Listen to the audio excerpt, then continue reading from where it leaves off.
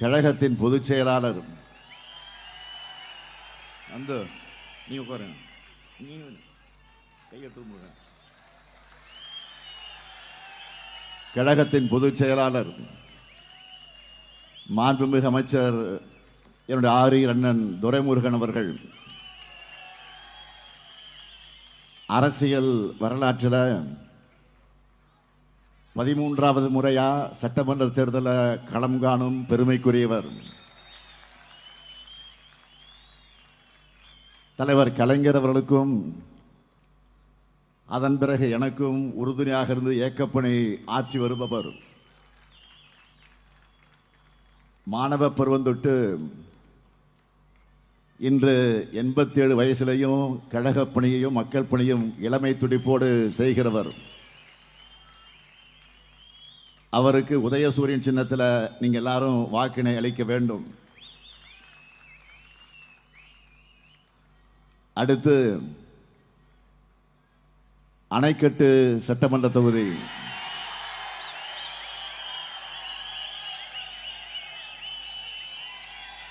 நமது வெல்லும் வேட்பாளர் ஏபி நந்தகுமார் அவர்கள்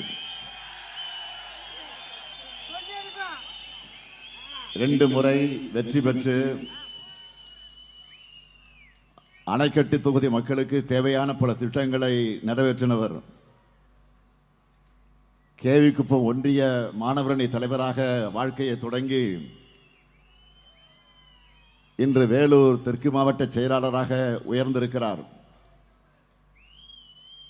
அவருக்கு 2016 2021 தேர்தலில்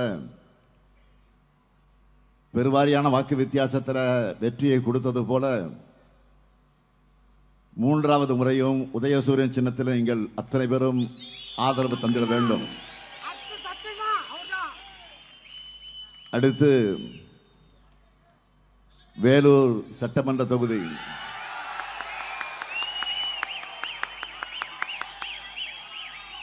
நமது வெல்லும் வேட்பாளர் கார்த்திகேயன் அவர்கள் வேலூர் மாநகர கழக செயலாளராக பணியாற்றி வருகிறார். 2016 2021 இந்த 2 தேர்தலிலும் வென்று உங்கள் குரலா சட்டமன்றத்தில் ஒழிச்சவர். அவருக்கு உதயசூரியன் சின்னத்தில் நீங்கள் அத்தனை பேரும் ஆதரவு தந்திட வேண்டும். அடுத்து கேவிக்குப்பம் சட்டமன்ற தொகுதி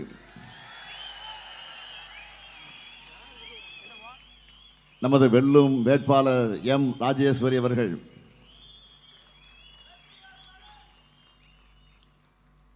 மருத்துவரான இவர் திமுக மருத்துவர் அணியின் மாநில துணை அமைப்பாளராக சிறப்பாக பணியாற்றி வருகிறார். மருத்துவ பணியிலிருந்து அரசியல் பணிக்கு வந்திருக்கிறார். முதல் முறையாக தேர்தல் களங்காணும் மருத்துவரான அவருக்கு உதயசூரியன் சின்னத்தில் உங்கள் ஆதரவை வழங்கிட வேண்டும். அடுத்து குடியாத்தம் சட்டமன்ற தொகுதி நமது வெல்லும் வேட்பாளர் தேமுதிகவை சார்ந்த கேபி பிரதாப் அவர்கள் நினைவில் வாழும்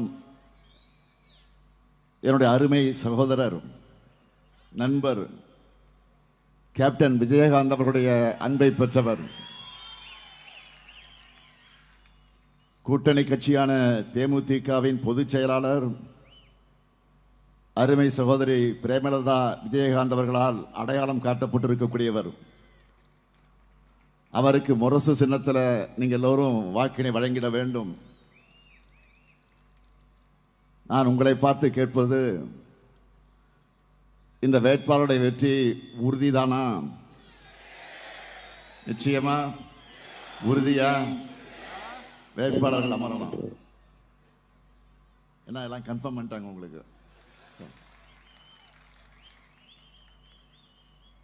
எப்படிப்பட்ட நிலையில் நாம் இந்த தேர்தலை சந்திச்சுட்டு இருக்கோம்?